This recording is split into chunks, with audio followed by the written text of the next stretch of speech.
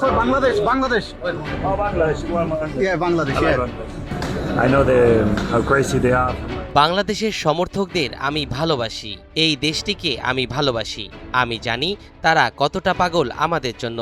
সেখানে যাওয়ার অভিজ্ঞতা থেকে এটা বলতে পারি আমি। আমার মনে হয় কোনো না কোনোভাবে তারা সবাই আর্জেন্টাইন। কথাগুলো বিশ্বকাপ জয়ী আর্জেন্টিনার গোলরক্ষক Emiliano মার্টিনেজের। Please tell some words for Bangladeshi fans. No, I love it. I love the fans. They are very expected that Argentina will play final again. Yeah, I know.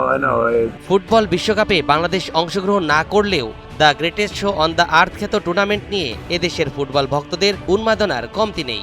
Football উত্তেজনার লাতিন দুই পরাশক্তি, তার একটি অবশ্যই Argentina. কথিত আছে হাজার mile দূরের আর্জেন্টিনার বাইরের দলটির সবচেয়ে বেশি সমর্থক বাংলাদেশেই।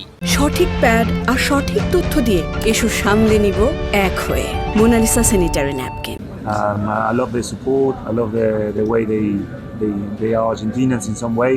ডিজিটাল দুনিয়ার কল্যাণে বাংলাদেশি সমর্থকদের উন্মাদনার খবর এখন বিশ্ববাসী জানে। বেশ ভালোভাবেই অবগত আছে মেসিরা। গত বিশ্বকাপ চলাকালে বাংলাদেশ নিয়ে কথা বলেছিলেন আর্জেন্টাইন কোচ লিওনেল স্ক্যালোনি।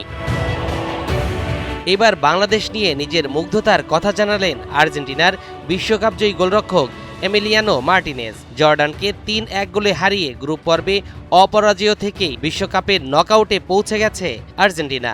ম্যাচের পর বাংলাদেশ প্রসঙ্গে তার কাছে জানতে চাওয়া হলে তিনিও নিরাশ করলেন না। For Bangladesh. Oh, Bangladesh. You want Bangladesh? Yeah, Bangladesh. I like Yeah. Bangladesh. I know how crazy they are. বাংলাদেশের আবেগপ্রবণ ফুটবল ভক্তদের প্রতি তিনি গভীর কৃতজ্ঞতা প্রকাশ করেছেন। এদেশের মানুষের আর্জেন্টিনা দলের প্রতি অকুণ্ঠ সমর্থন উল্লেখ করে তিনি তার বাংলাদেশ সফরের স্মৃতিচারণ করেন। ২০২২ সালে কাতার বিশ্বকাপ শিরোপা জেতার পর সংক্ষিপ্ত সফরে বাংলাদেশে এসেছিলেন এমিলিয়ানো মার্টিনেজ।